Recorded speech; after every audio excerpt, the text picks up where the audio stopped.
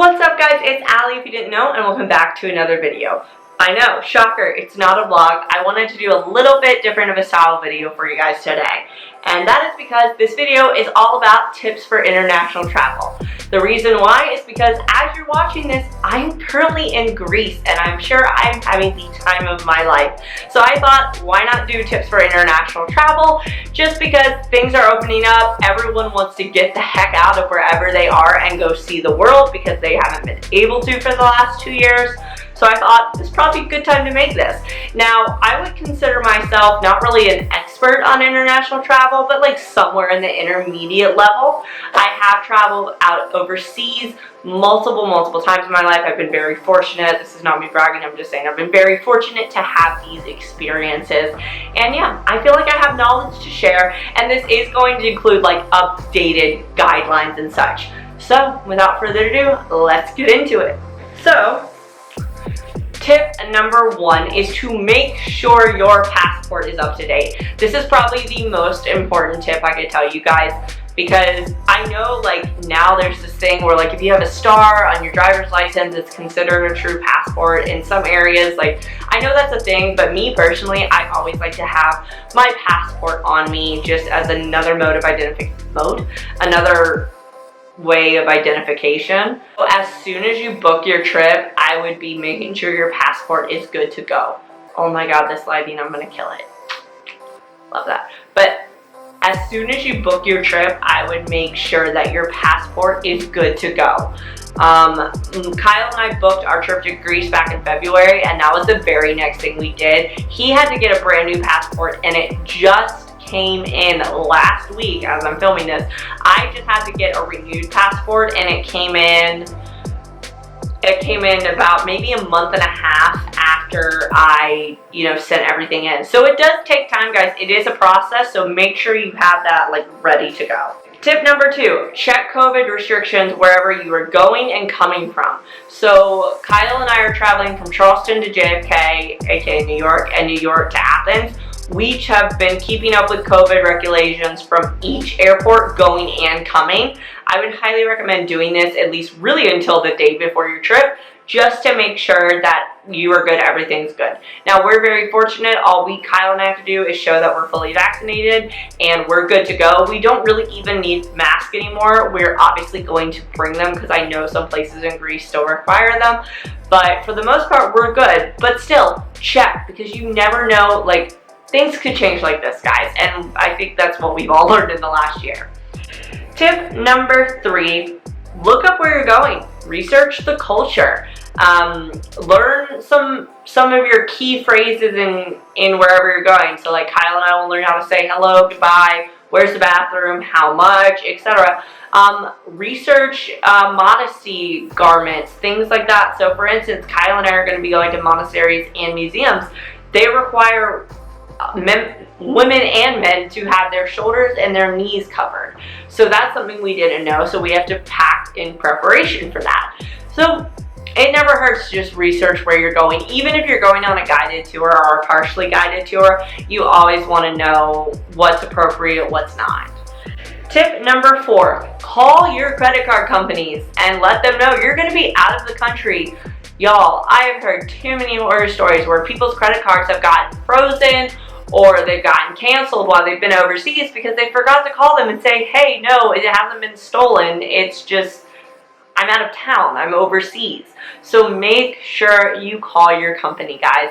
I would say do so maybe about a week before you go. So next week I'll probably call them and give them a heads up. And it isn't just credit cards, guys, it's debit cards. It's literally anything that you might use that you're over there, because if they see that you're constantly using your card multiple times in a place that you're not from or your credit card's not registered in, or aka like has the address associated with it, they're gonna freeze it. They will, without even a moment's thought, because they think your card's been stolen. Call your credit card company, guys. Tip 5, pack as light as possible. And now this is hard for me, and I know it's hard for a lot of you guys. I'm not a light packer. I like to have options. It's hard, but the thing is, the reason you want to pack light is, number 1, checked back guidelines. I think for the US it has to be 50 pounds or under to be able to be checked. I think, unless that's changed, that's the latest I've heard. And then on top of that, you're going to want to buy stuff wherever you're going and bring it back. So you're still going to want to make sure your suitcase is under 50 pounds on your way back. So pack as light as you can. Also, try to be as realistic as possible when you're packing. Am I actually going to wear this? Am I actually going to use this? How much value is this going to bring to my trip? Potato, patata, you get it. Just try to pack light, guys. Do your best. Tip 6. Keep all of your travel documents together and protected at all times.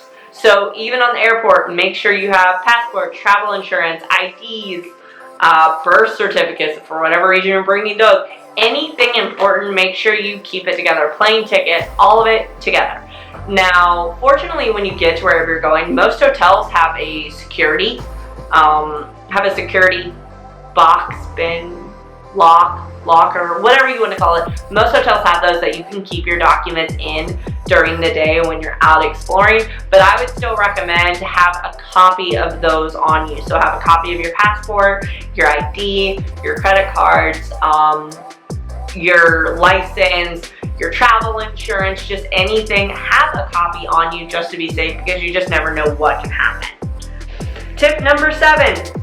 Don't bring too many expensive things, or really just try to leave your most expensive things at home. My rule is if it's over $100, leave it at home. So like our rings, we will not be bringing our wedding rings. We have rubber wedding ones that we got from Amazon that we'll be wearing the entire trip. But yeah, if it's over $100, leave it home. Because you just don't know. Even in a place like Greece, where stealing is extremely, extremely frowned upon, you don't know, because it's also very touristy over there. Tip number 8. Pack a change of clothes in your carry-on. I learned this the hard way, and you could watch it too. I'm sure if you went all the way back to my videos from 2018, when my aunt and I went to Europe after my graduation, yeah, we got a pretty bad layover in in Philadelphia for 28 hours because some storms were really, really bad. We ended up staying in Penn State Hotel, which is very nice, by the way, but we didn't have any change of clothes. So we literally had to shower using the hotel's accommodations and put on the clothes that we had already been in for 24 hours. So by the time we got to Prague, we were straight up wearing the same clothes for 48 hours, and I've never felt more gross in my life. Truly, that shower that I took when we got to the hotel was the best thing ever. So pack a change of clothes in your carry-on, because you really just never know what could happen.